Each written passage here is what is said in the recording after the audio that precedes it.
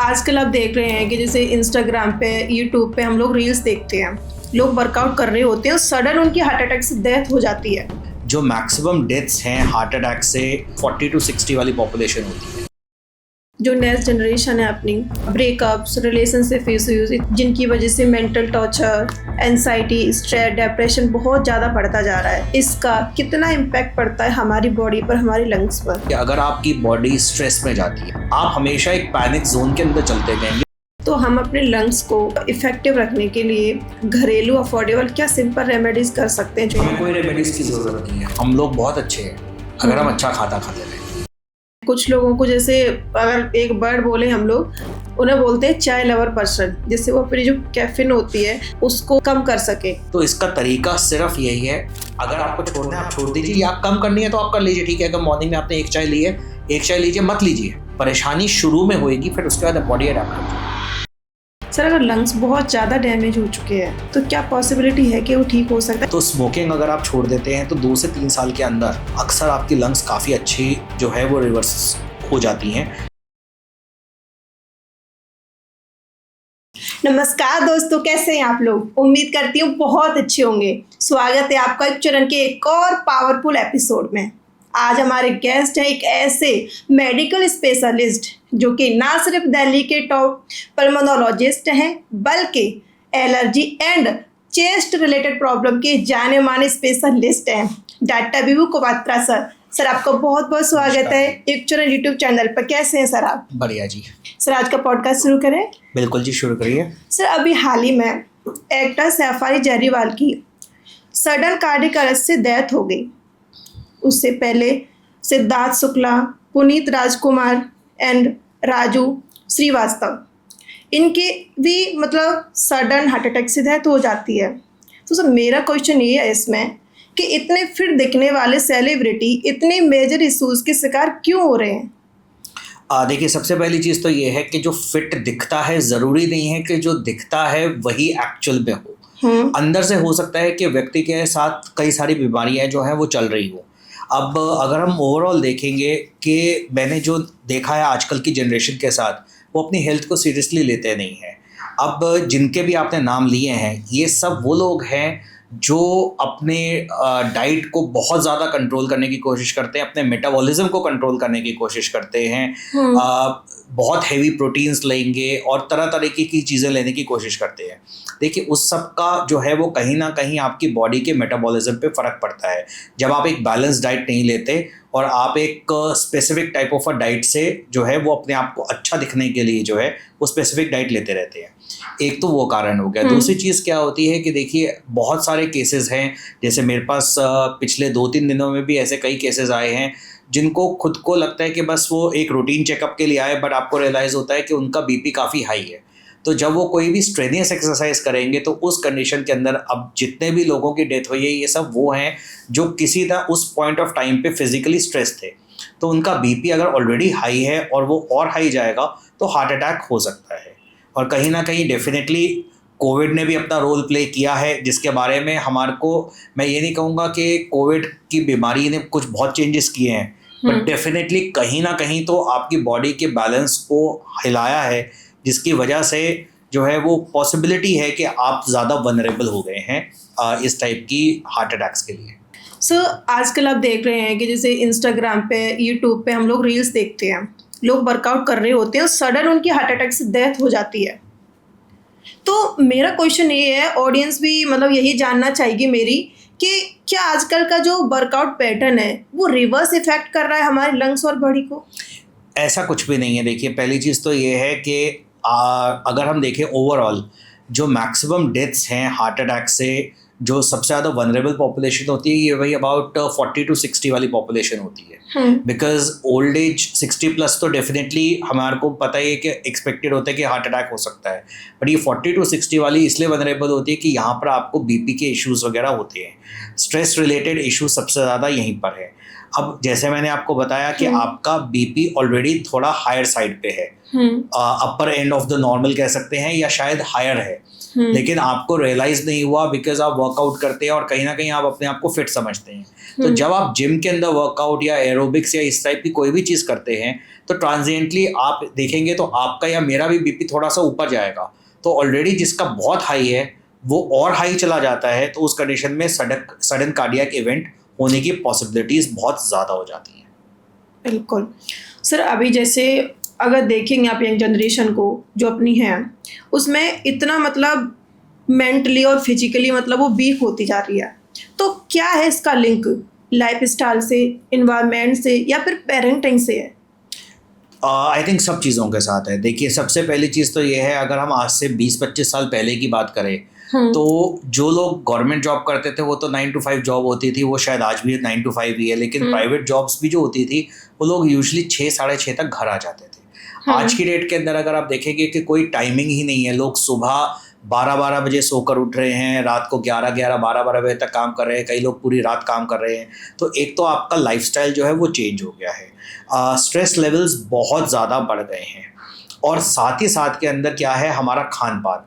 आप देखिए कि मोस्टली आपको बहुत सारे लोग ऐसे मिलेंगे जो अब अपने घरों पे नहीं रहते हैं, वो कहीं बाहर रहते हैं, हॉस्टल्स के अंदर रहते हैं या पीजीज के अंदर रहते हैं, ऐसी जगहों पे रहते हैं कि जहाँ पर वो कहते हैं कहीं पे भी घर पे खाना भी बना हुआ है वो बाहर से खाते हैं। तो जंक फूड वगैरह जो है वो पिछले 20 साल के अंदर बहुत ज़्यादा बढ़ गया है।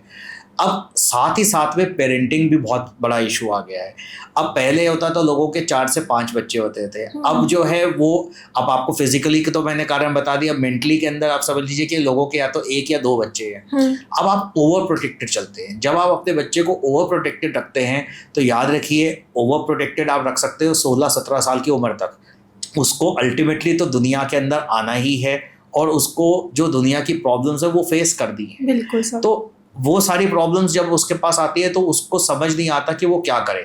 वो कहीं ना कहीं वो बच्चे, क्योंकि यही आप देखेंगे कि सोसाइटल टेंडेंसीज बढ़ गई हैं, मेंटल इश्यूज बहुत ज़्यादा बढ़ गए हैं, तो आप depression, stress outs, burn outs बहुत ज़्यादा हो गए हैं। और उसका कारण मेन यही है कि जो ओवर प्रोटेक्टेड चाइल्ड है वो एक बिल्कुल शेल में चला है। अब क्योंकि वो शेल के अंदर चला और सडनली उसको आपने दुनिया में डाल दिया, तो वो बच्चा कोप अप नहीं कर पाता to the stresses of life. बिल्कुल सही बोला सर आपने, क्योंकि मदर्स इतना प्रोटेक्ट करके चलती हैं उनको, कि मदर्स भी, फादर्स भी, और आई थिंक ओवरऑल सोसाइटी में भी हमारा क्या है। देखिए, अब मैं तो उस टाइम का हूँ जहाँ पर हमारे जो टीचर लोग थे वो केन से पीटते थे। हमने तो बहुत पिटाई खाई है। मैं तो ऐसे स्कूल से होके जहाँ पर हमारे जो टीचर थे, ठीक है, क्रिश्चियन स्कूल था, वहाँ पिटाई होती थी, खूब होती थी, बढ़िया स्कूल था, एंड एंग्लो इंडियन स्कूल में पिटाई होती थी। बट आज की डेट के अंदर क्या है कि अगर टीचर ऊंची आवाज़ भी बोल दे तो बच्चा स्ट्रेस आउट होता है, वो पेरेंट्स पे जाता है, पेरेंट्स स्कूल में पहुँच जाते हैं। तो देखिए, बच्चे को लगने लगता है कि उसको, मतलब वो एक ओवर प्रोटेक्टेड हो जाता है। कहीं ना कहीं आप ये सोचिए कि उस कंडीशन में जब आप अपने बच्चे को एक्सपोज नहीं होने दे रहे हैं तो कहीं ना कहीं आप उस बच्चे को वीक बना रहे हैं, क्योंकि उस बच्चे को लगता है कि यार मेरे साथ थोड़ा भी बुरा होगा तो आई विल बी प्रोटेक्टेड, तो मेरे साथ कुछ भी बुरा नहीं हो सकता। सर, मैं यहाँ पे थोड़ा सा डिस्टर्ब करूंगी आपको। मेरा एक क्वेश्चन है इसमें, जैसे बहुत सारे पेरेंट्स हैं, छोटे बच्चा है 3 साल का, 4 साल का, उसका एडमिशन कराने जाते हैं। तो अभी मैंने भी अपने बच्चे का एडमिशन कराया है, तो मैंने बोला कि आप टीचर से बोल देना अपने हस्बैंड से कि बच्चे को मारे और डांटे ना। तो ये कितना मतलब सही पॉइंट है कि स्टार्टिंग से हम ऐसा मतलब फ्लो बना देते हैं कि बच्चे पे डांटे ना कोई, और कोई भी मतलब इतना तेज तरीके से। देखिए, मारे ना बिल्कुल सही है, बिकॉज कहीं ना कहीं वो चाइल्ड साइड पे भी फर्क पड़ता है, ठीक है। और मैं ये नहीं कह रहा कि अगर मेरे को बचपन के अंदर मारा गया तो वो ठीक था या गलत था। बेसिकली देखिए, पॉइंट सारा ये होता है कि किसी भी चीज़ की ओवर चीज़ नहीं होनी चाहिए। जैसे आपकी प्रोटेक्शन जो है वो एक एक्सटेंट तक रहनी चाहिए। बच्चे को पता है कि ओके, मेरी प्रॉब्लम है, मुझे जाकर, जैसे अब मेरा बच्चा है, उसके स्कूल के अंदर जो है वो किसी बच्चे के साथ बहस बढ़ रही हुई, तो उसने आकर मुझे बताया कि मुझे सीनियर ने तंग करा, बस के अंदर प्रॉब्लम हुई है। वो मैं कहा, आप उसको सॉर्ट कीजिए, आप उसको खुद सॉर्ट कीजिए। जब मामला वो एक लेवल से ऊपर उठ जाएगा, आप एक काम कीजिए, आपको लगता है आप जाइए और जाकर अपनी टीचर से शिकायत कीजिए या बस के कंडक्टर से, इंचार्ज से शिकायत कीजिए। आप उस चीज़ को खुद सॉल्व कीजिए। तो आप जब तक उस बच्चे को ये नहीं सिखाएंगे कि वो प्रॉब्लम को खुद सॉल्व कर सकता है, तब तक वो बच्चा कभी भी सीखेगा नहीं। अगर फिर भी मामला नहीं सॉर्ट होता तो आप बीच में आइए। प्रॉब्लम ये होती है कि हम कहते हैं अरे कोई बात नहीं, अरे मेरे बच्चे को बोल दिया, पहले मैं ही सब कुछ कर लूँ। तो वो छोटी छोटी चीज़ें, देखिए बहुत छोटी चीज़ें, कोई ऐसी बड़ी चीज़ नहीं है, पर वो छोटी छोटी चीज़ें बच्चे को जो है वो स्ट्रॉन्ग या वीक मेंटली बना सकता है। बिल्कुल सही सर बोला आपने। सर अभी जैसे आप देख रहे हैं वर्कलोड इतना बढ़ गया है, कल्चरल ऐसा ही होता जा रहा है, खान पान ऐसा ही होता जा रहा है, तो लोगों ने अपनी हेल्थ को इतना अंडर एस्टिमेट कर दिया है, इसकी वजह से इतने सारे इश्यूज चल रहे हैं अभी। तो क्या एक मस्ट फॉलो टिप हो सकती है जिससे जो अपनी ऑडियंस है वो फॉलो करे और इन सब चीज़ों से थोड़ा अपने आप को प्रोटेक्ट करे, अपनी फैमिली को भी करे? देखिए सबसे पहली चीज़ तो ये है कि हमने जो है वो इस जनरेशन के पास कह सकते हैं कि डिस्पोजेबल मनी आ गया है। एग्जैक्टली। ठीक है, पहले लोगों के पास डिस्पोजेबल मनी नहीं था। एक माइंडसेट अगर आप देखिए कि अगेन मैं वही बात करूँगा, 30-40 साल पहले एक माइंडसेट था कि हमारे को अपने बच्चों को पढ़ाना है, हमारे को घर बनाना है, हमारे को आगे चीज़ें सोचनी हैं। तो लेकिन आज की जनरेशन क्या होती है कि जेब के अंदर 10 रुपये हैं, 15 रुपये का सामान भी क्रेडिट पे ले लेंगे। तो वो माइंड्स, वो कल का नहीं सोच रहे, वो ये नहीं सोच रहे कि जब उनका बुढ़ापा आएगा तब क्या होगा। देखिए सबको सरकारी पेंशन तो मिलेगी नहीं, तो आपको उस एंगल से भी सोचते हैं। तो उस वजह से क्या हो रहा है कि हम डिस्पोजेबल इनकम बढ़ गई है। जब डिस्पोजेबल इनकम बढ़ जाती है तो माइंडसेट चेंज हो जाता है कि यार मेरे को घर पे खाना क्यों खाना है, मेरा आज पिज़्ज़ा खाने का मन है, मैं पिज़्ज़ा खा लूँ, मेरे को बर्गर खाना है, मैं बर्गर खा लूँ, आज छोले भटूरे खा लूँ, मैं आज डोसा खा लूँ। आप कोई भी चीज़ जो आप बाहर से खाए जा रहे हैं वो सब चीज़ें आपकी हेल्थ को नेगेटिवली इम्पैक्ट कर रहा है। और बहुत सारे लोग तो ऐसे हैं जिनका कोई टाइमिंग ही नहीं है, ना ब्रेकफास्ट का, ना लंच का, ना डिनर का। कितने सारे लोगों को शायद आप भी जानते होंगे आज की जनरेशन के अंदर, जो संडे को 12 बजे वो कहते हैं कि अभी तो हम सो के उठे हैं। तो एक देखिए चीज़ें बहुत बदल गई हैं। अब हम कोशिश क्या कर रहे हैं, हम विदेश को कॉपी करने की कोशिश कर रहे हैं विदाउट रियलाइजिंग कि विदेशों में ऐसी लाइफ नहीं है। विदेशों में अगर आप देखेंगे मंडे टू फ्राइडे लोग जो काम करते हैं वो सैटरडे और संडे को अपने घर का राशन भी लेकर आते हैं, सफाइयाँ भी करते हैं, कपड़े भी धोते हैं, प्रेस भी करते हैं, सब कुछ करते हैं। तो उनको सारे काम खुद करने हैं। यहाँ पर क्या है, आप जीना चाहते हैं ज़िंदगी विदेशों की तरह और उसके सैटरडे संडे को सोना भी चाहते हैं और सब कुछ करते हैं। तो अल्टीमेटली आपकी फ़िज़िकल एक्टिविटीज़ भी नहीं है, आपके खान पान भी आप देखिएगा कि बाहर ऐसा नहीं है कि लोग इतना ज़्यादा बाहर से खाते हैं। पीपल कुक देमसेल्व्स, यहाँ पर नहीं है। यहाँ पर हर बंदा जो है वो टिफ़िन लगा लो, ये कर लो। अब देखिए टिफ़िन सर्विस के अंदर जो भी करेगा, चाहे वो घर का टिफ़िन भी होगा, उसमें वो घी तेल ज़्यादा डालेगा टू मेक इट टेस्टी। बिल्कुल। अगर जितना घी या तेल डालेगा, जितना वो तला हुआ होगा, जितना मिर्च मसाला होगा, तो वो उतना टेस्टी भी होगा। बट आप एक चीज़ समझिए, उसके लिए तो वो बिजनेस है जिसने टिफ़िन दिया, बिल्कुल, बट आपकी हेल्थ है। तो ये सारी प्रॉब्लम्स जो हैं वो आई थिंक बहुत ही वाइड स्प्रेड हैं और इस पर हम पूरा दिन बिता सकते हैं। बट अल्टीमेटली हर एक को अपनी हेल्थ के बारे में सोचना है। बिल्कुल सर, सही बोला। सर अभी बोला जा रहा है कि कोविड वापस आ गया है, तो मेरा क्वेश्चन है कि जिस लोगों को लग रहा है, थोड़ा कन्फ्यूजन है कि आया है कि नहीं आया है, तो क्या कोविड वापस न्यू फॉर्म में आ गया है? क्या हम already post Covid long effect journey से सफ़र कर रहे हैं? देखिए पहली चीज़ तो ये है कि covid is here to stay. Covid तो रहेगा ही रहेगा। कोई एक बार वायरस अगर एनवायरनमेंट में आ गया है तो वो रहेगा, लेकिन उसका बहुत माइल्डर वर्जन्स रहेंगे, अलग अलग वर्जन्स आते रहेंगे। हर साल कुछ ना कुछ आता रहता है। बीच में ओमिक्रॉन आया, पहले डेल्टा आया था, फिर ओमिक्रॉन आया, फिर कुछ आया। तो ये तो वर्जन्स आपके चलते ही रहेंगे क्योंकि वो वायरस अपना म्यूटेट करता रहेगा और डिफरेंट फॉर्म्स में आता रहेगा। जैसे अभी जो नया वायरस है उसके अंदर कहा जाता है कि वो पेट पे ज़्यादा इफेक्ट करता है, लंग्स पे बहुत कम करता है। तो वो चीज़ें हो सकती हैं। तो आई थिंक हम चक्कर क्या है कि हमने एक पॉइंट देखा था कि जहाँ पर बहुत ज़्यादा कोविड हमने डेथ्स देखी और प्रॉब्लम हम उससे डरे। आज की डेट में हमारे को प्रोटेक्शन के साथ ही चलना है कि ठीक है, आप अपने एहतियात बरतिए, अपनी इम्यूनिटी को अच्छा रखिए, हाइड्रेशन मेंटेन करके रखिए, सोशल डिस्टेंसिंग को मेंटेन कीजिए, साफ़ सफाई रखिए। तो Covid is just another virus, जैसे बाकी वायरसेस हैं रेस्पिरेटरी, अब कोविड भी उन्हीं में जुड़ गया है। जुड़ गया, मतलब इसका अब कोई डर नहीं है कि नहीं आएगा वापस, मतलब वो रहेगा ही। देखिए बहुत माइन्यूट चांसेस हैं कि शायद वो अब ऐसा रूप ले ले कि जिसके अंदर फिर से वो घातक हो जाए। पर ये बात ना आप बता सकते हैं, ना मैं बता सकता हूँ, ना कोई और बता सकता है, क्योंकि वो तो म्यूटेशन के ऊपर है। वो नेचुरल म्यूटेशन जैसे होएगी एनवायरनमेंट बेस्ड, उसके अंदर अगर उसने घातक रूप ले लिया तो तब पता चलेगा। पर अभी उसके बारे में सोचकर हम क्या कर सकते हैं। बिल्कुल सर 90% लोगों का मानना है कि जब से वैक्सीन ली है हमने कोविड की, तब से हमारे हार्ट अटैक के जो केस हैं वो ज़्यादा बढ़ गए हैं। कितना सच है इस बात पे? बिल्कुल भी सच नहीं है, मैं आपको क्लियर कट बताऊंगा, बिल्कुल भी सच नहीं है। और अगर हम एक जनरल पॉपुलेशन में देखें तो शायद, अब जैसे मैं अपने आप को बोलूँ, मेरे को कभी कोविड नहीं हुआ, मेरे को कभी कोविड नहीं हुआ, पर शायद डेफिनेटली मुझे हुआ होगा क्योंकि मेरी एंटीबॉडी लेवल्स बहुत हाई थे।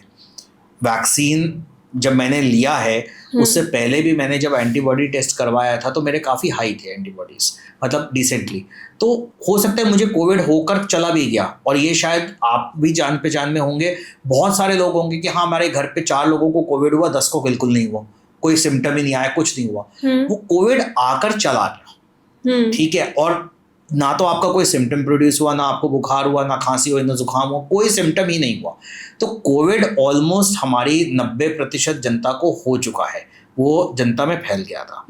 अब कोविड ने एक इन्फ्लेमेशन कॉज करी, वो एक वायरल डिजीज थी, और इन्फ्लेमेशन जो है वो कहीं ना कहीं सॉर्ट हुई। अब जैसे कोविड हुआ, इन्फ्लेमेशन हुई, थोड़ी बहुत प्रॉब्लम्स तो मैंने कहा कि उसने क्रिएट करी हैं। प्रॉब्लम ये हो रही है कि हमने हर चीज़ को वैक्सीन पे डाल रहे हैं कि जी वैक्सीन की वजह से हुआ है। आप अपना खान पान नहीं देख रहे, आप अपनी लाइफस्टाइल को नहीं देख रहे, आप ये नहीं देख रहे कि जो आपको कोविड हुआ है उससे भी तो प्रॉब्लम हो सकती है। तो अपनी इम्यूनिटी के ऊपर वर्कअप कीजिए, अपने खाने पीने पे वर्कअप कीजिए, तब आप किसी वैक्सीन पे ब्लेम कीजिएगा। ज़्यादातर आप देखिएगा जो डेथ्स हो रही हैं, क्या आपको हेल्दी खाने वाले लोगों के अंदर हो रही है? You will not find that. Apparently healthy को मत देखिए, जो दिखता है, मैंने बोला ना कि बाहर से दिखता है कि बड़े हेल्दी हैं, लेकिन वो अंदर से कुछ भी नहीं, खोखले हैं वो सब।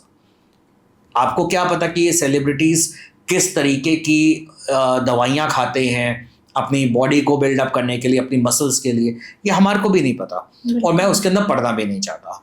मैं सिर्फ आपसे ये कहूँगा कि आज की डेट के अंदर शॉर्टकट्स मत लीजिए, अच्छा खाना पीना कीजिए। कितने सारे बच्चों को मैं जानता हूँ, मेरे पास 17-17 साल के बच्चे आते हैं, कहते हैं कि जी हमारे को प्रोटीन शेक बोला गया है, फलाना प्रोटीन बोला गया। मैं कहता हूँ क्यों भैया, तुम्हारे घर पे दाल, पनीर, सोया, अंडे ये सब हैं, वो सब लीजिए। आप नेचुरल प्रोटीन्स लीजिए जो आपके डाइजेस्ट आराम से होंगे और कहीं ना कहीं आपके नेगेटिव इफेक्ट्स नहीं क्रिएट करेंगे। ये जो आप बाहर से पाउडर्स वगैरह लेते हैं, आप देखिए वो सब पाउडर्स के अंदर कितना प्रोटीन है, कितना हाई प्रोटीन है, क्या आपकी बॉडी को उतना प्रोटीन चाहिए? अब आप अपने आप को कंपेयर करते हैं कि एथलीट के साथ। अब जो एथलीट जो है वो सुबह 6 घंटे जो है वो वर्कआउट कर रहा है, और आप जो है वो आधा घंटे के लिए जिम जा रहे हो और आप उतना प्रोटीन खा रहे हो, तो कहीं ना कहीं बॉडी पे तो इफेक्ट आएगा। बिल्कुल तो हम उठा कर क्या कर रहे हैं, हम सारा ब्लेम डाल रहे हैं कि जी इसको कोई प्रॉब्लम हो गई, कोविड वैक्सीन। ठीक है, बहुत आसान हो जाता है ना, ब्लेम किसी और पे डालना बहुत आसान है। बिल्कुल, अपनी गलती देखना बहुत मुश्किल है। बिल्कुल, शायद पहले अपने अंदर देखेंगे तो ज़्यादा आसान हो जाएगा। बिल्कुल सर, अभी जो नेक्स्ट जनरेशन है अपनी, ब्रेकअप्स, रिलेशनशिप इश्यूज इतने सारे बढ़ते जा रहे हैं, जिनकी वजह से mental torture, anxiety, stress, depression बहुत ज़्यादा बढ़ता जा रहा है। इसका कितना इम्पैक्ट पड़ता है हमारी बॉडी पर, हमारी लंग्स पर? हमारी बॉडी पे और हमारी लंग्स पे, हमारे हर हिस्से पे बहुत ज़्यादा इफेक्ट पड़ता है। बिकॉज देखिए, अगर आपकी बॉडी स्ट्रेस में जाती है due to any reasons, relationship stress है, या फिर एंजाइटी डिसऑर्डर्स हैं, पढ़ाई का बोझ है, या जॉब की बोझ है, इस सब की वजह से आपकी जो स्ट्रेस हार्मोन्स हैं वो हमेशा ऊपर रहेंगे। आप हमेशा एक पैनिक जोन के अंदर चलते जाएंगे, जिसकी वजह से आपकी बॉडी के अंदर इन्फ्लेमेशन हो सकती है, और आप सरल भाषा में कहिए तो आप बहुत जल्दी एक तरीके से बुढ़ापे की तरफ मूव कर रहे हैं। आपकी बॉडी पे जो आपका खर्चा है वो बहुत ज़्यादा हो रहा है, क्योंकि आपकी जो ओवरऑल बॉडी का ब्रेकडाउन है वो बढ़ जाता है। तो इसका देखिए इम्पैक्ट बॉडी के लंग्स, हार्ट, ब्रेन, हर चीज़ के ऊपर हो रहा है।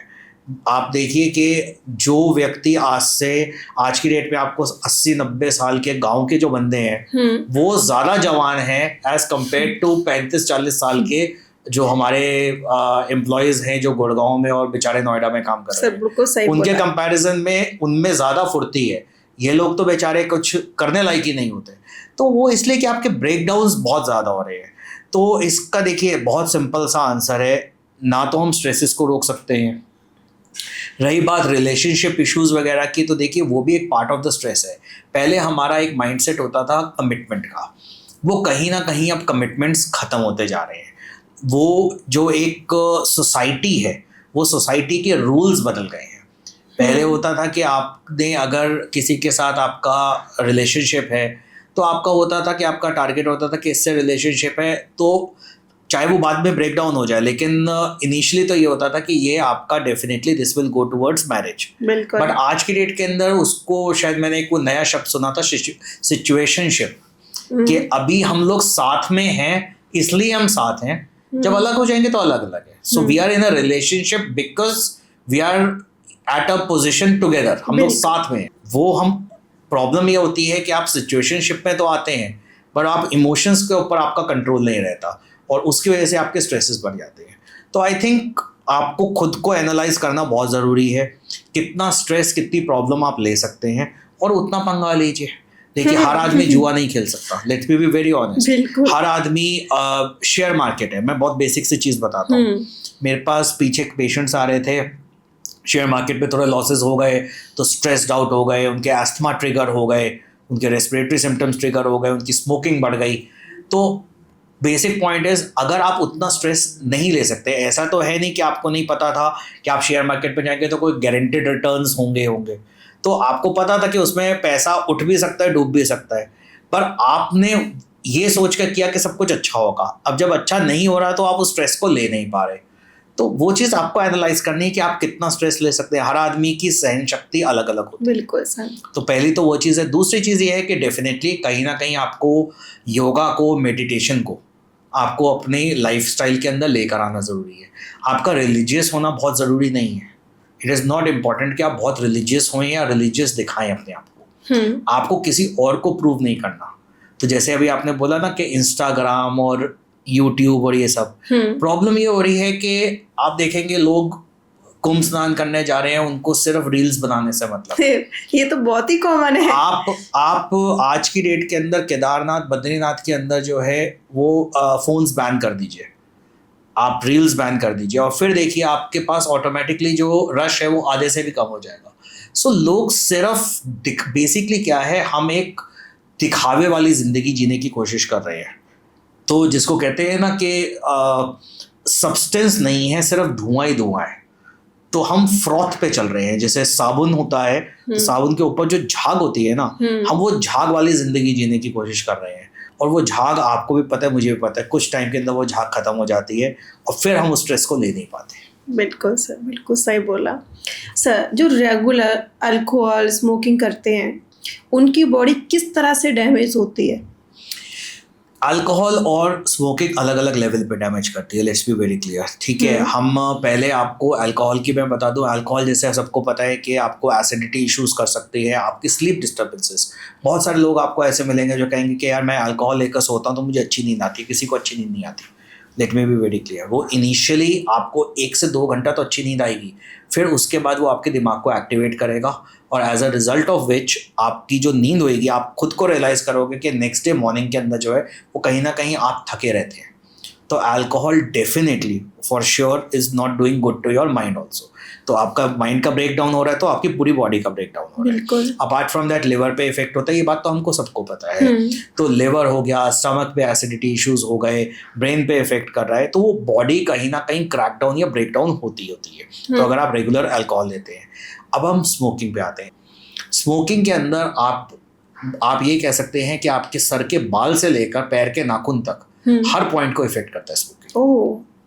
तो आपके बाल जो हैं वो जल्दी सफ़ेद हो सकते हैं। ठीक है, आपकी आंखों के ऊपर जो है वो इफेक्ट कर सकता है, बिकॉज वो कहीं ना कहीं कैटरेक्ट के लिए भी रिस्पॉन्सिबल हो सकता है। साथ ही साथ आपको ज़ुकाम, खांसी, बार बार इन्फ्लेमेशन होना, वो प्रॉब्लम हो सकती है। छाती की इन्वॉल्वमेंट होती है। साथ ही साथ में आपको जो स्मोकिंग है उसकी वजह से आपके हार्ट के ऊपर इफेक्ट आता है, तो आपको बीपी का इश्यूज हो सकते हैं। ठीक है, फिर पेट में एसिडिटी का कॉज कर सकता है। ठीक है, it is the most common cause of cancers in the body. Smoking के अंदर आप किसी भी कैंसर को उठा लीजिए, किसी भी किताब के अंदर किसी भी कैंसर को उठा लीजिए, उसके अंदर पहला या दूसरे नंबर पे लिखा होता है सिगरेट स्मोकिंग। तो वो भी आपका आ गया। फिर लिवर के कैंसर्स हो सकते हैं, प्रोस्टेट के कैंसर्स हो सकते हैं, अभी तो हम टांगों पे नहीं आए, अब आप टांगों के ऊपर आएंगे तो आपके पास बर्जर्स डिजीज होती है, यानी कि आपकी जो टांगों की जो नसें हैं वो सूखने लगती हैं। आप देखेंगे बहुत सारे स्मोकर्स को, अगर आप उनके पैर की टिप्स देखें उंगलियों की, तो वो सूखी होती हैं, सफ़ेद होती हैं, खुदरी होती हैं, वो डेड हो रही होती हैं। क्यों? क्योंकि ब्लड सप्लाई कम होती है। तो मैंने आपसे जैसे कहा, सर के बाल से लेकर पैर के नाखून तक वो हर पॉइंट पे इफेक्ट करती है। तो स्मोकिंग एंड अल्कोहल, देखिए किसी भी चीज़ का कोई भी नशा आपकी बॉडी को तो ख़राब करेगा ही करेगा। Cigarette is verse. तो जैसे होते हैं ना कि alcohol versus cigarette, I would say cigarette बंद करिए, अल्कोहल ठीक है। बट अगर आप कहें कि अल्कोहल लेते हैं, उसको आप कम कर दीजिए, कर्टेल कीजिए। जो लोग जेन्युइनली स्मोकिंग और ड्रिंकिंग को छोड़ना चाहते हैं, तो क्या मस्ट फॉलो टिप्स है उनके लिए? बहुत इंपॉर्टेंट चीज़ है। पहली चीज़ यही है कि पहले डिसाइड कर लीजिए मैंने छोड़ना है। बिल्कुल। अगर आपने डिसाइड कर लिया है कि आपने छोड़ना है तो आप छोड़ देंगे, क्योंकि आपने एक वो बहुत पुरानी कहानी सुनी होगी, एक चीज़ बोली जाती थी, पीने वाले को पीने का बहाना चाहिए। वो सुख में भी पिएगा, दुख में भी पिएगा, हंसता हुआ भी पिएगा, रोते हुए भी पिएगा, उसको तो पीना है। बिल्कुल तो जिसने डिसाइड कर लिया है जी मुझे तो स्ट्रेस हो गया, आपको स्ट्रेस क्यों हुआ? तो आप स्ट्रेस तो सबको होता है, तो हर कोई पीने लग जाएगा, दिन में पीने बैठ जाएगा। तो ये आपको डिसाइड करना है। अब जैसे मैं आपको एग्जांपल दूं कि कितने सारे पेशेंट्स हमारे पास आते हैं जिनको, जो सिगरेट स्मोकिंग छोड़ते हैं, मेरे पास भी आते हैं, उनको एंग्जाइटी इश्यूज होते हैं। तो आप अपने डॉक्टर से कंसल्ट कीजिए। आपको जैसे जैसे इश्यूज आ रहे हैं, जैसे कुछ लोग होते हैं वो कहते हैं कि जी मेरे को कॉन्स्टिपेशन हो जाती है, मेरे को सुबह पॉटी नहीं आती है अगर मैं सिगरेट ना पीऊँ, तो आप अपने डॉक्टर से डिस्कस कीजिए, वो आपको कोई ना कोई मेडिकेशन ज़रूर दे देंगे। आपको घबराहट होने शुरू हो जाती है, आपका दिल की धड़कन बढ़ जाती है, आपके हाथ पैर कांपते हैं क्योंकि आपने सिगरेट स्मोकिंग नहीं करी, क्योंकि आपकी बॉडी अल्टीमेटली निकोटीन मांग रही है। बिल्कुल। तो उसके लिए भी आप अपने डॉक्टर से बात कीजिए, वो आपको डेफिनेटली हेल्प करेंगे। बट आप अगर अपने डॉक्टर के पास जाकर ये कहेंगे कि क्योंकि मुझे ये हो रहा था इसलिए मैंने स्मोकिंग कर ली, तो फिर डॉक्टर को भी, वो भी क्या कर सकते हैं? He can't even do anything. आप उनके पास जाइए कि देखिए मैं 2 दिन झेल चुका हूँ और मुझसे अब नहीं हो रहा, मुझे ये प्रॉब्लम हो रही है and I genuinely want to leave it. वो क्रेविंग, देखिए क्रेविंग एक ऐसी चीज़ है जो आपका मेंटल स्ट्रेंथ पे बहुत डिपेंड करती है। ठीक है, अब कुछ लोग हैं जो उस क्रेविंग को अपनी मेंटल स्ट्रेंथ से बीट अप कर सकते हैं, कुछ लोग हैं जो नहीं कर सकते, तो उनको सपोर्टिव मेडिकेशंस डेफिनेटली जो है वो दी जाती हैं। मैं नाम नहीं लेना चाहूँगा मेडिकेशंस की, बट अलग अलग तरीके की मेडिकेशंस हैं जो दी जा सकती हैं। इवन एंटी डिप्रेसेंट्स पे भी डाला जाता है कई बार। तो वो डिपेंड करता है कि कंडीशन क्या है, पेशेंट्स को किस चीज़ की ज़रूरत है। बट सबसे इम्पॉर्टेंट चीज़ ये है कि अगर आपने सोच लिया है कि छोड़ना है तो आप छोड़ पाओगे। अगर आप ये कहेंगे कि नहीं नहीं मुझे प्रॉब्लम हो रही है ये वो, तो फिर तो आप कभी भी नहीं छोड़ सकते, बहाने ढूंढेंगे तो नहीं छोड़ पाएंगे। बिल्कुल सर। दिल्ली एनसीआर में रहना मतलब डेली पॉल्यूशन को इनहेल करना, इस तरीके से डेली लेवल पे हमारे लंग्स किस तरीके से रिएक्ट करते हैं? देखिए दिल्ली के अंदर तो ऑलमोस्ट कहा जाता है कि हम दिन की 10 से 12 सिगरेट्स जो हैं वो रोज़ की पी रहे हैं, इररिस्पेक्टिव के एक साल का कौन सा वाला टाइम पीरियड है। अब दिल्ली में रहना है तो ये सारी प्रॉब्लम्स तो आपको रहेंगी। तो इसमें ज़्यादा तो हम कुछ कर नहीं सकते। तो अच्छा खान पान रखिए, विटामिन सी लेडन फ्रूट्स वगैरह होते हैं, जो अच्छे प्रोटीन की डाइट लीजिए, एंटीऑक्सीडेंट वाले जो फ्रूट्स वगैरह हैं वो सब लीजिए, तो अपनी डाइट को आप इम्प्रूव कर सकते हैं। दूसरी चीज़ क्या है कि अगर आपको ज़रूरत नहीं है बाहर निकलने की तो आप मत निकलिए ना। ज़रूरी तो नहीं है कि जब बैड पॉल्यूशन डेज है तब उस दिन आपको ज़रूर बाहर निकलना ही निकलना है। ठीक है, आप अगर अपने टाइमिंग को चेंज कर सकते हैं, अगर वो आपके हाथ में है, तो आप भीड़ वाले टाइम पे मत निकलिए कि आपकी गाड़ी जो है वो ट्रैफिक के अंदर फंसे। तो ये कुछ बेसिक चीज़ें हैं। घर पे एयर प्योरीफायर आप यूज़ कर सकते हैं, ग्रीनरी रख सकते हैं घर पे। जैसे देखिए बहुत सारे लोग हैं जिनके घर के आसपास जो है वो पेड़ पौधे काफ़ी होते हैं, तो उससे भी फ़ायदा रहता है आपको, क्योंकि वो एनवायरनमेंट कहीं ना कहीं तो क्लीन रखेगी। तो देखिए ये कहना कि जस्ट बिकॉज 10 सिगरेट मुझे हवा से लेनी पड़ रही है तो मैं 10 और पी लूँ तो क्या हो जाएगा, आई डोंट थिंक कि उसके अंदर हमारे को कुछ सोचना चाहिए। जो हमारे हाथ में है हम तो वही कर सकते हैं। सर जैसे अभी आपने नाम लिया एयर प्योरीफायर्स का, ये हर एक घर में आपको मिलेंगे, ये कितने हेल्पफुल हैं? क्या ये एक एल्यूजन बन चुके हैं या फिर आप इसका कुछ अल्टरनेटिव सजेस्ट करते हैं ऑडियंस को? देखिए कहीं ना कहीं एयर प्योरीफायर्स कुछ हद तक तो डेफिनेटली हेल्प करते हैं। लेकिन अब जब आपका AQI 300, 400, 500 की रेंज में हो तो ये बेचारे भी बहुत ज़्यादा तो नहीं कर पाएंगे, बट डेफिनेटली ठीक है 100, 150, 200 तक ये कम रिड्यूस कर देंगे, पर बहुत ज़्यादा तो ये भी इफ़ेक्टिव नहीं हो पाते। बट श्योरली आप एक यूज़ कर सकते हैं। जैसे दूसरी चीज़ मैंने आपको बताई है कि आसपास ग्रीनरी रखी है। कुछ प्लांट्स हैं जो आपको नेट पे मिल जाएंगे, जो है कि भाई इंडोर प्लांट्स होते हैं जिनको आप यूटिलाइज कर सकते हैं फॉर प्योरीफाइंग द एयर। तो वो चीज़ें आप डेफिनेटली कर सकते हैं, बट घर पे साफ सफाई रखिए ताकि आपका, देखिए सिर्फ पोल्यूटेंट्स को मत लेकर चलिए, आप ये देखकर चलिए कि पॉल्यूशन के बाकी कॉजेज़ क्या क्या हैं। आपकी जो मिट्टी उड़ती है वो भी पॉल्यूशन है, जो आप घर पे कारपेट्स रखते हैं वो भी पॉल्यूशन है। आपके घर के बाहर मान लीजिए कि आपका घर का बाहर का एरिया है, वहाँ पर कच्ची मिट्टी है, तो उस पर आप पानी डालिए ना, उसको आप सूखा छोड़ेंगे तो वो मिट्टी उड़ेगी। जब मिट्टी उड़ेगी तो वो भी आपका एक तरीके से वो AQI को ही, वो सस्पेंडेड पार्टिकल है ना, वो PM10 और उसके ऊपर वाले जो पार्टिकल्स है तो वो सस्पेंडेड पार्टिकल्स हैं जो मिट्टी है, तो उस मिट्टी को भी तो आपको देखना है। तो आई थिंक जितना आप कर सकते हैं वो आप कर सकते हैं, और वो आपकी रिस्पॉन्सिबिलिटी है।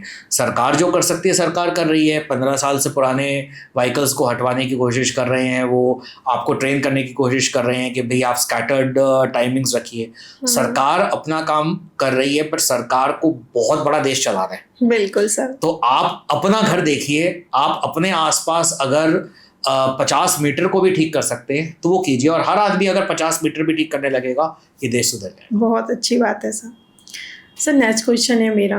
सर आजकल बच्चों में बचपन से ही एलर्जी की केसेस देखे जा रहे हैं, क्या इनका रूट कॉज है एनवायरनमेंट से है या फिर इनका इम्यूनिटी सिस्टम वीक है? क्या है सच? इनका इम्यूनिटी सिस्टम वीक नहीं है और एनवायरनमेंट भी नहीं है, इनकी डाइट ख़राब है। सबसे इम्पॉर्टेंट चीज़ ये है कि आपकी डाइट ख़राब है। आप देखिए कि अगर मैं एलर्जी की आपसे बात करूँ तो एलर्जी ट्रेडिशनली एलर्जी की एक हाइपोथेसिस होती है जिसको बोलते हैं हाइजीन हाइपोथेसिस। आप देखेंगे अक्सर एलर्जी जो है वो आपको मज़दूरों के बच्चों में या लोअर स्ट्रेटा के अंदर कम मिलती है, या आपको हायर स्ट्रेटा के अंदर ज़्यादा मिलती है। उनका आप डाइट पैटर्न्स देखिए, तो उनके जो डाइट पैटर्न्स हैं, उनकी जो एनवायरनमेंट है, उसके ऊपर भी बहुत कुछ डिपेंड करता है। डेफिनेटली जेनेटिक फैक्टर्स हैं, एनवायरमेंटल फैक्टर्स डेफिनेटली, मैं ये मना नहीं करूँगा कि एनवायरमेंटल फैक्टर्स नहीं है, वो तो कंट्रीब्यूटरी है ही है ना। आपके पॉल्यूशन जो है वो कंट्रीब्यूट करेगा ही करेगा। जिस चीज़ पे आपका कंट्रोल नहीं है वो तो डेफिनेटली उसके ऊपर आप कुछ नहीं कर सकते। पर पॉल्यूशन आज से 20 साल पहले भी था, हाँ। आज भी है। एक ज़माना है, मुझे याद है दिल्ली के अंदर DTC की वो येलो बसेस चलती थी, जो पीले रंग की बसेस होती थी बहुत पहले।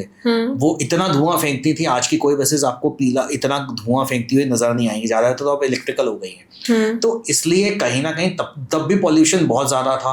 अब प्रॉब्लम बढ़ गई है बिकॉज हमारी कंक्रीटाइजेशन बहुत ज़्यादा हो गई है। दूसरी चीज़ क्या है कि बच्चों में आपकी जो डाइट्स है वो इम्प्रूव करिए, ठीक है। वैक्सीनेशंस वगैरह भी हो रहे हैं, डाइट भी इम्प्रूव करी है, फिजिकल एक्टिविटी ख़त्म हो गई है। फिजिकल एक्टिविटी के नाम पे बच्चे वीडियो गेम खेलते हैं घर बैठकर। तो आप ओवरऑल देखेंगे कि बैड डाइट, एनवायरनमेंट, लो फिजिकल एक्टिविटी, ये सब चीज़ें जो होती हैं वो आपके इम्यून सिस्टम को कहीं ना कहीं एक चेंज करती हैं, ज़्यादा सेंसिटिव बनाती हैं। आपने जैसे थोड़ी देर पहले एक सवाल पूछा था ना कि सारे बच्चे आजकल सेंसिटिव हो रहे हैं, वो मेंटली फिजिकली हर तरीके से सेंसिटिव हो गए हैं। तो वो एलर्जी भी जो है वो ज़्यादा प्रोमिनेंट हो गई है of late because of these things. Sir अगर स्टार्टिंग से फिर से क्वेश्चन हम लोग रिपीट करें, जैसे हमने बात करी थी कि जो हम प्रोटीन्स पाउडर्स लेते हैं उससे रिलेटेड एक क्वेश्चन है मेरा। जो ओवर यूज़ करते हैं एंटीबायोटिक्स को जो लोग, उनकी बॉडी किस तरीके से इफेक्ट होती है और क्या ये बच्चों में ज़्यादा इफेक्ट करती है? 101%। देखिए सबसे पहली चीज़ तो क्या है कि over usage and miss use of antibiotics बहुत ज़्यादा बढ़ गया है। इतना ज़्यादा कि मेरे को शायद पिछले 20 साल के अंदर जो एक्सपीरियंस है उसमें मैं आपको ये बता सकता हूँ कि पिछले 5 साल के अंदर उसका मिसयूज़ 500% बढ़ गया है, 5 गुना ज़्यादा हो गया है। वो इसलिए है कि लोगों को अब सबको लगता है कि यार मैं तो अपना AI से देख लूँगा या पुरानी प्रिस्क्रिप्शन से देख लूँगा। हर बंदा जो है वो एक्सपर्ट बन गया है। जैसे एजिथ्रोमाइसिन है, वो तो लोग चूरन की गोली की तरह खा रहे हैं। बिल्कुल। तो अल्टीमेटली क्या है कि ओवर यूसेज ऑफ एंटीबायोटिक, देखिए एंटीबायोटिक क्या है, एंटीबायोटिक आपकी बॉडी के अंदर जाता है, वो आपका एक इम्यून रिस्पॉन्स को एलिसिट करता है, उसको स्पेसिफिक इम्यून रिस्पॉन्स को एक्टिवेट करता है और उसके बाद जो है वो कीटाणुओं को मारता है। अब आपने बिन बात की जब दिया तो आपका इम्यून रिस्पॉन्स एक्टिवेट हुआ, ठीक है। तो आप ये देखिए जो एलर्जी है वो क्या है, आपका अपना जो इम्यून रिस्पॉन्स है it is reacting to things which are normal in your environment, ठीक है। यानी कि आप उन चीजों से आपको, जैसे अगर आपके सामने बीमारी है तो आपकी बॉडी को रिएक्ट करना चाहिए, बट आप धूल, मिट्टी, पोलन्स, ग्रासेस, वीड सबके ऊपर आप जो है वो आपकी बॉडी जो है वो रिस्पॉन्ड कर रही है। वो क्यों कर रही है? क्योंकि कहते हैं ना दूध का जला छाछ भी फूक फूक के पीता है। तो आपकी बॉडी उतनी ज्यादा सेंसिटिव होती जा रही है, आपने मिस यूज ऑफ एंटीबायोटिक्स किया है। आज की डेट के अंदर आप देखेंगे कि 2-2 साल के बच्चे जो हैं वो 4-4, 5-5 कोर्स ऑफ एंटीबायोटिक्स कंप्लीट कर चुके हैं ऑलरेडी। एग्जैक्टली। तो वो सब चीजें तो डेफिनेटली मैटर करती हैं। हाँ, अब 2 चीजें हैं इसके अंदर, एक होती है सेल्फ यूज ऑफ एंटीबायोटिक्स, बहुत कॉमन हो गया है जैसे मैंने आपको बताया। दूसरी चीज क्या है कि डॉक्टर प्रिस्क्राइब्ड एंटीबायोटिक्स। अब कहते हैं कि जी डॉक्टर ने हमारे एंटीबायोटिक दिया, हमने 4 कोर्स कर लिए। कई आपके जो सुनने वाले होंगे वो कहेंगे जी हमारे तो डॉक्टर ने ही 4 बार एंटीबायोटिक दी। बिल्कुल। अब ये बताइए डॉक्टर ने क्यों दिया, आपका बच्चा उतना बीमार क्यों हुआ कि डॉक्टर को एंटीबायोटिक देना पड़ा? तो आपने उसको आइसक्रीम्स भी खिलाई सर्दियों के अंदर, आप उसको सड़क के किनारे खड़े होकर जो है वो गोलगप्पे पापड़ी भी खिला रहे हैं। जब आपको ये पता है कि इस समय पे बच्चा जो है उसको जुकाम खांसी थोड़ी हो रखी है, तो आप नॉर्मल स्टीम वगैरह दीजिए, गर्म पानी पिलाइए। आपके घर पे देखिए पुराने ज़माने में काढ़े बनते थे, काढ़ा पिला सकते हैं। आपके पास हल्दी का दूध बहुत कॉमन होता था किसी ज़माने में, आज की डेट में कोई नहीं देता। आज की डेट के अंदर आप इस जनरेशन से बोलिए हल्दी का दूध, वो तो उल्टी कर देंगे। उनको तो चॉकलेट वाला दूध चाहिए, वो भी ठंडा, मिल्क शेक बनाकर। तो चीज़ें इतनी बदल गई हैं, तो हम क्या है, और हम मैगी मोमोज हमारे स्टेपल डाइट बन गई है। तो ये सब चीज़ें जब ऐड हो जाती हैं तो आपका बच्चा बीमार हुआ, अब आप बिल्कुल गले में पस पॉइंट्स लेकर डॉक्टर के पास जाएंगे तो डॉक्टर को तो एंटीबायोटिक देना पड़ेगा। तो आपको ओवरऑल जो है ना, सिर्फ antibiotic is not only responsible, one is misuse of antibiotic and secondly is why that antibiotic had to be given. और अगर आपके डॉक्टर ने आपको प्रिस्क्राइब किया है एंटीबायोटिक, मेक श्योर कि आप उसका कोर्स पूरा कीजिए। अगर आपको 5 दिन का दिया गया 5 दिन दीजिए, 7 दिन का है तो 7 दिन दीजिए, जितने भी दिन का है आप कीजिए। होता क्या है कि बहुत फ्रीक्वेंटली आपका भी बच्चा है तो शायद आपने भी कभी किया होगा कि डॉक्टर ने एंटीबायोटिक प्रिस्क्राइब किया, आपने 1 बॉटल खरीद ली, बच्चा आपका 2 दिन में ठीक हो गया, बोतल खत्म हो गई, आपने कहा चल भाई अब तो खत्म हो गया, विदाउट रियलाइजिंग कि पर्ची पे लिखा था जी 5 दिन देना है। अब आपने क्या किया, आपने कहीं ना कहीं रेजिस्टेंस जो है उसको भी बढ़ावा दे रहे हैं। तो आपका बच्चा अल्टीमेटली, वो आपका बच्चा भी खराब होगा and you become a threat to the society also. आपकी वजह से जो रेजिस्टेंस लेवल्स हैं वो बढ़ेंगे। और हम ये चीज़ सबसे ज़्यादा मॉनिटर्ड जो हमारी बीमारी है ट्यूबरक्लोसिस, उसमें देख चुके हैं। पिछले 20-25 साल के अंदर ट्यूबरक्लोसिस के अंदर कई सारे दवाइयों से रेजिस्टेंस बढ़ता चला जा रहा है।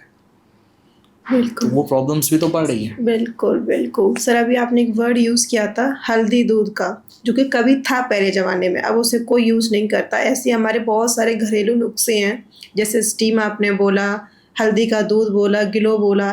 तो कुछ लोग हैं गांव में अभी भी इन्हें फॉलो करते हैं, तो कितने जी इफेक्टिव है और क्या साइंस इनको सपोर्ट करता है अभी भी?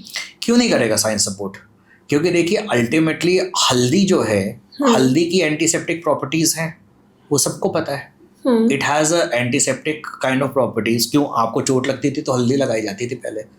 आज की डेट के अंदर तो हमारे पास बहुत सारी और क्रीम्स होती हैं लगाने के लिए। तो देखिए हर चीज़ का इनका सपोर्ट है और ये आपकी इम्यूनिटी के लिए अच्छे हैं। तो इसमें ऐसा कुछ नहीं। अब जैसे मैंने आपको कहा विटामिन सी, आपको ज़रूरी तो नहीं है कि विटामिन सी की आपको गोली खाने की ज़रूरत। रही बात, देखिए जहाँ तक अगेन बात, आप 2 चीज़ों को मिक्सअप नहीं करते। हम सप्लीमेंट्स जो हैं वो हमको इसलिए खाने पड़ते हैं क्योंकि आज की डेट में हमारा खान पान उस तरीके का नहीं है। हमारा जो एक बैलेंस डाइट का है, अगर आप देखेंगे कि शायद 6ठी या 7वीं की किताब के अंदर होता था, एक हमारी एक वो किताब होती थी जिसके अंदर ना एक थाली बनी होती थी, जिसके अंदर दाल भी होती थी, सब्जी भी होती थी, सैलड भी होता था, सब कुछ होता था। हमने उस बैलेंस्ड डाइट को, आज भी आप नेट पे डालेंगे बैलेंस डाइट तो आपको वो बैलेंस डाइट की थाली दिखेगी। हमने उस बैलेंस डाइट को कितना फॉलो करते हैं। तो वो हम फॉलो नहीं कर पाते। तो जैसे दो चीज़ें हैं, एक चीज़ ये है कि हम रूटीन के अंदर क्या हमको विटामिन्स वगैरह खाने चाहिए। अगर आपकी एज है, आपको स्पेसिफिक इश्यूज है, आपके डॉक्टर ने प्रेस्क्राइब किए तो डेफिनेटली खाने चाहिए। ठीक है। बट अब मान लीजिए कि आप हेल्दी हैं, आप कुछ नहीं ले रहे हैं, इसका मतलब ये नहीं आप कुछ भी जंक खाते रहिए। आप गिलोय क्यों नहीं ले सकते हैं, आप फ्रूट्स क्यों नहीं खा सकते, आप हरे पत्ते की सब्जियां क्यों नहीं खा सकते, आपको ये सब चीज़ें तो खानी ज़रूरी हैं। आप हरे पत्ते की सब्जियां खाते हैं, उससे आपको जो है वो विटामिन भी मिलते हैं, आपको आयरन भी मिलता है। ठीक है। जो अंडा खाते हैं, एग का जो वाइट हिस्सा है वो बेस्ट प्रोटीन होता है। It is the best protein you have, तो वो आप खाइए ना। ठीक है। जो लोग फिश खाते हैं वो फिश ज़रूर खाएं, उसमें ओमेगा 3 फैटी एसिड भी है आपका, और साथ ही साथ के अंदर आपका जो है वो प्रोटीन भी आपको मिलता है। फिर लिवर है, लिवर भी खा सकते हैं। देखिए हर चीज़ का महत्व होता है। तो आप जो आप खा सकते हैं हेल्दी फूड में खाइए। प्रॉब्लम ये है कि हमारा माइंडसेट क्या होता है कि हम मैदे से भरा हुआ है नूडल्स खा लेते हैं, हम मोमोज खा लेते हैं। तो हमारी प्रॉब्लम ये है कि हम हेल्दी फूड खा ही नहीं रहे। हेल्दी फूड कोई भी चीज़ हो सकती है, कोई भी चीज़ आपके घर पे जो एक हरी चटनी बनती है, पुदीने की हरी चटनी बन रही है, उसके अंदर अगर आपने वो भी डाल दी है, क्या बोलते हैं, ये जो आपका आता है अनार वगैरह की चीज़ें हैं वो डाल दी हैं, थोड़ा उसको मिक्सअप किया है, तो वो भी आपके लिए बहुत हेल्दी है। तो हर चीज़ आपका जो आप ग्रीन सैलेड खाते हैं वो भी हेल्दी है।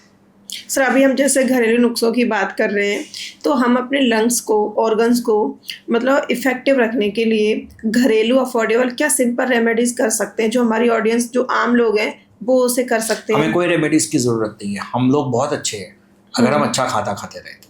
अच्छा। अगेन मतलब मैंने आपसे क्या बोला, आपको स्पेशल कुछ भी करने की ज़रूरत नहीं है। आप सिंपली बैठ कर देखिए कि आप 7-21 मील है आपके एक हफ्ते के अंदर, उस 21 में से आप कितने अच्छे मील्स खा रहे हैं।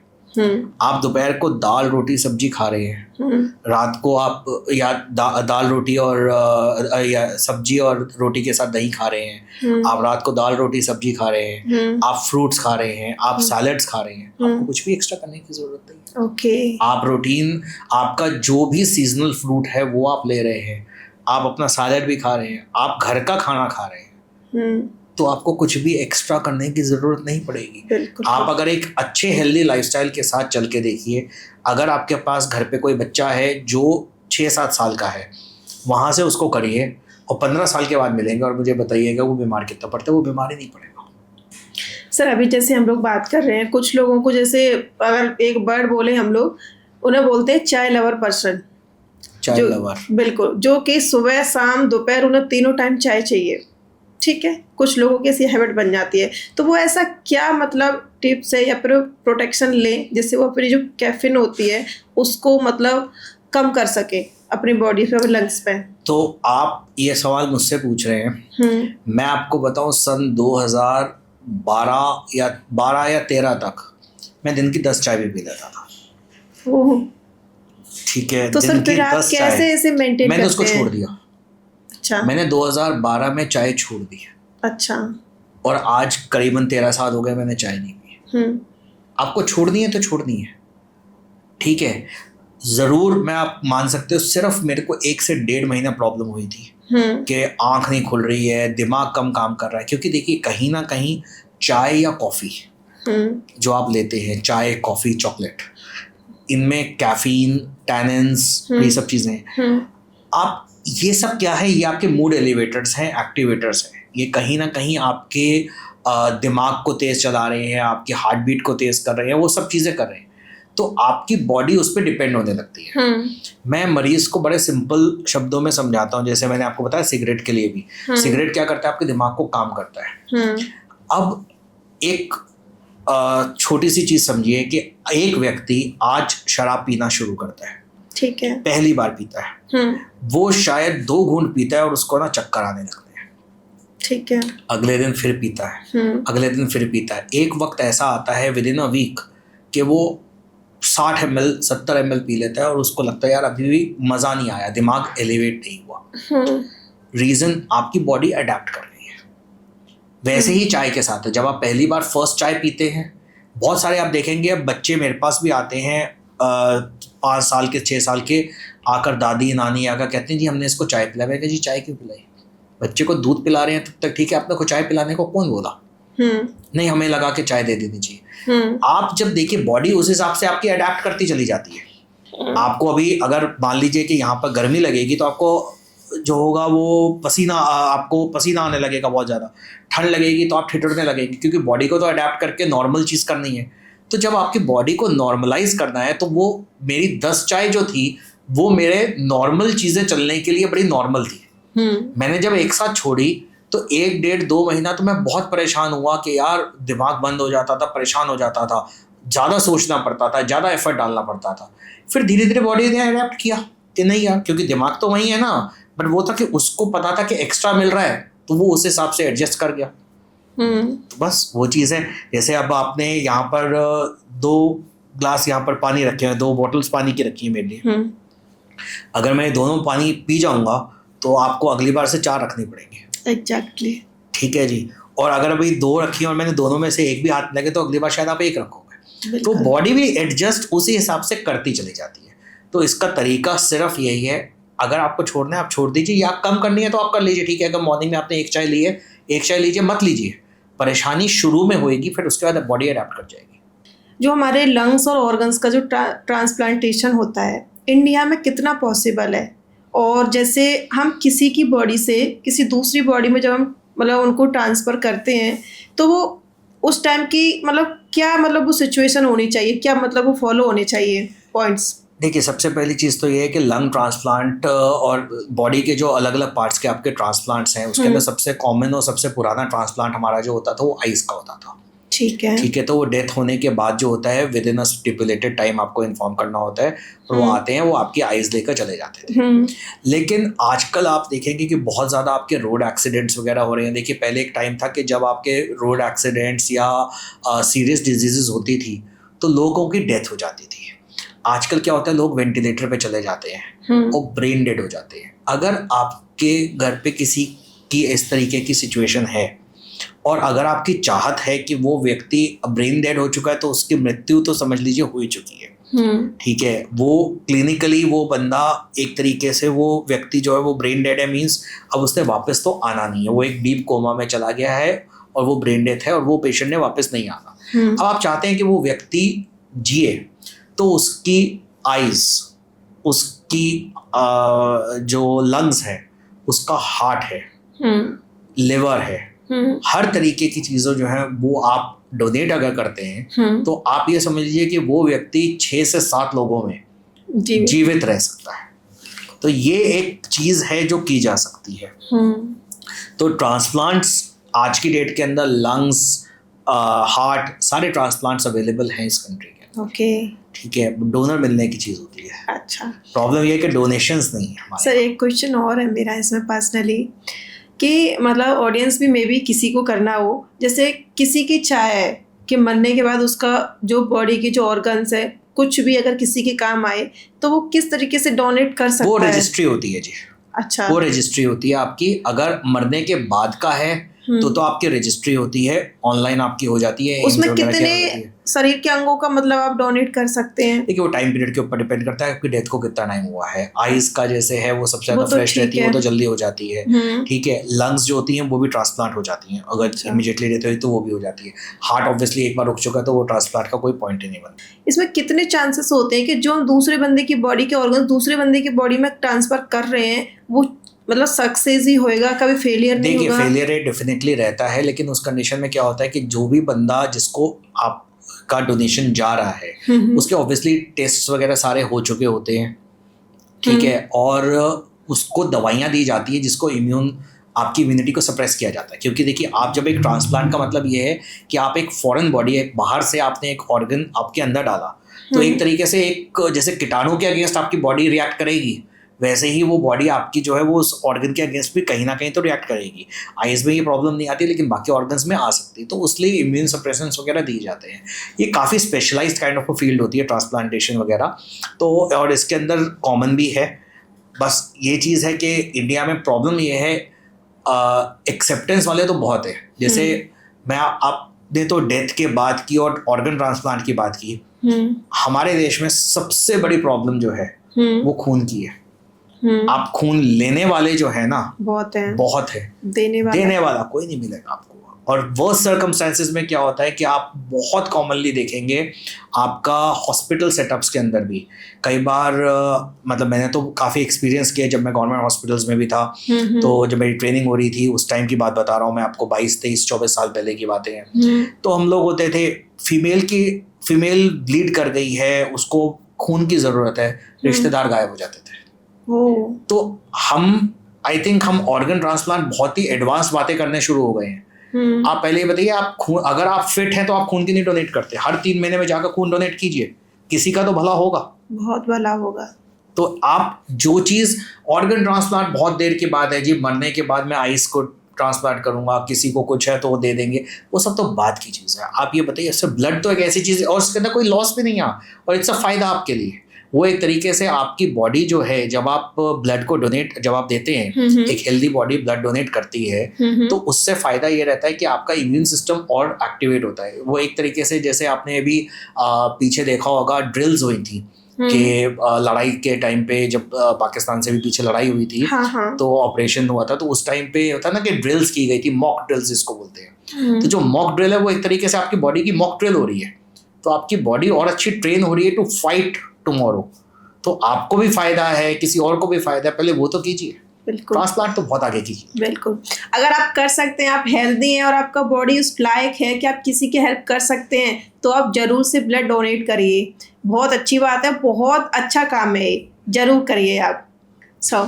अस्थमा को क्या कम्प्लीटली मैनेज किया जा सकता है या फिर लाइफ टाइम तक ट्रिगर बेस्ड ही मैनेज होता है?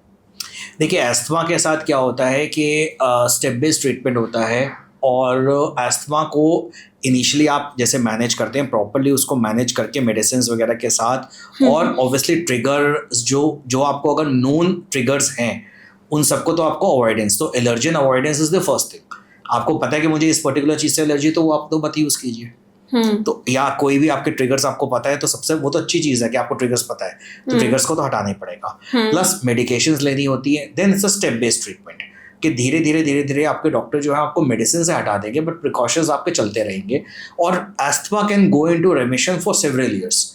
हम शब्द यूज ट्रीटेड नहीं बोलते हैं, हम उसके अंदर शब्द यूज करते हैं रेमिशन। अगर सरल भाषा में बोला जाए तो कुंभकर्ण की नींद। तो हो सकता है कि आपका एस्थमा कुंभकर्ण की नींद में चला जाए और वो काफी समय तक जो है वो स्टेबल रहता है।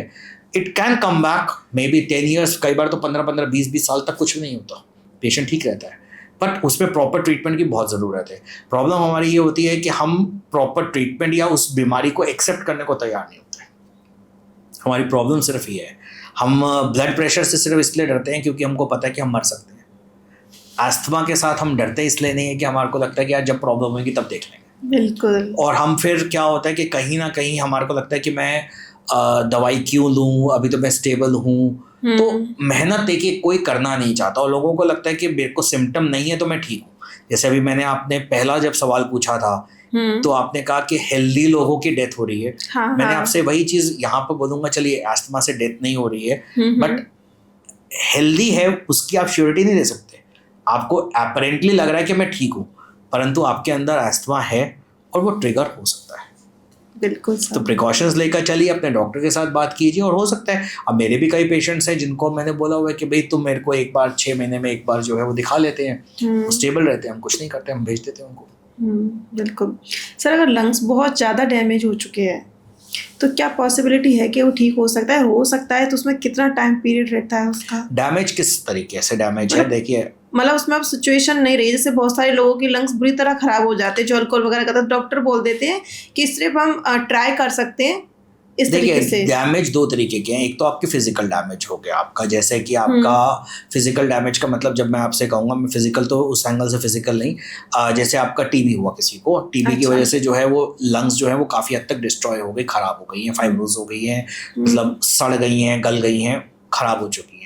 तो उस कंडीशन के अंदर रिवर्सिबिलिटी तो होएगी नहीं, लंग्स दोबारा तो ग्रो होएगी नहीं, तो फिर वो ट्रांसप्लांट वगैरह हो तो एक अलग कहानी होती है। ठीक है। फिर उसके बाद क्या है कि अगर मान लीजिए अगर आपने स्मोकिंग वगैरह कर या अस्थमा की वजह से बहुत ज़्यादा ख़राब हुआ है, तो स्मोकिंग अगर आप छोड़ देते हैं तो 2 से 3 साल के अंदर अक्सर आपकी लंग्स काफ़ी अच्छी जो है वो रिवर्स हो जाती हैं। ऑटोमेटिकली भी काफ़ी सेटल हो जाती हैं।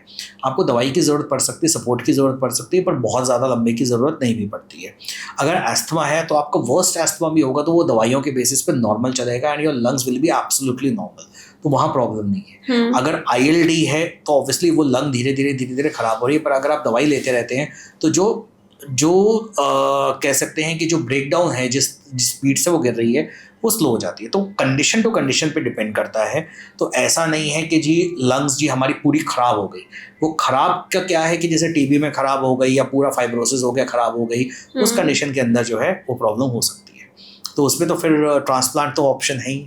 बिल्कुल सर आपने बहुत सारी चीज़ें अभी तक बताई हैं, लेकिन जैसे बहुत सारे पेरेंट्स होते हैं जो चाहते हैं कि हमारा बच्चा एक हेल्दी लंग्स और ऑर्गन्स के साथ बड़ा हो, तो वो क्या मस्ट फॉलो टिप्स फॉलो कर सकते हैं? देखिए, आप सिंपल सी बात ये है कि आपको ये डिसाइड करना है आपने रहना कहाँ पर है।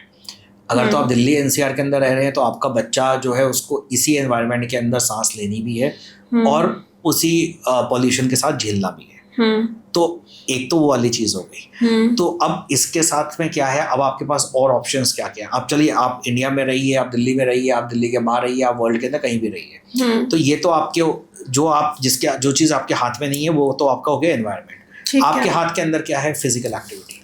आपका बच्चा खेले कूदे, फिजिकल एक्टिविटीज करे, स्विमिंग कर सकता है, टेनिस खेल सकता है, बाहर बहुत चीजें हैं जो खेलने के लिए। पहले एक जमाना था हम लोग पिट्ठू भी खेलते थे। आज की डेट के अंदर कहीं पर पिट्ठू नाम की तो चीज पता ही नहीं है। बच्चों को आप पिट्ठू बोलोगे वो तो हिल जाएंगे कि ये चीज होती क्या है। तो वो सब चीजें तो सब खत्म हो चुकी हैं। तो physical activity is very very important and healthy diet. दो ही चीजें, देखिए एक्टिविटी और डाइट, दो ही चीजें बच्चों को जो चाहिए होती हैं। साइकिलिंग है, अब आप देखिए कि कितने बच्चे हैं जो आज की डेट के अंदर साइकिल ही नहीं चलाने आती। मेरे अपने बच्चे हैं, सॉरी टू से, मेरे अपने बच्चे हैं, उनको साइकिल चलाने नहीं आती है। वो 3 पहिए की साइकिल के बाद 2 पहिए की साइकिल नहीं चलाई, गर्मी बहुत है। जब साइकिल चलाने की बारी है तो उनको गर्मी बहुत लगती है। तो ये प्रॉब्लम्स तो हैं। बिल्कुल सर आज की जो कन्वर्सेशन है उसने हमारे हेल्थ को समझने का एक नया नज़रिया दिया है, और जो हमारी ऑडियंस अभी तक हमारे पॉडकास्ट को देख रही है उसके लिए ये एपिसोड आई ओपनर होगा।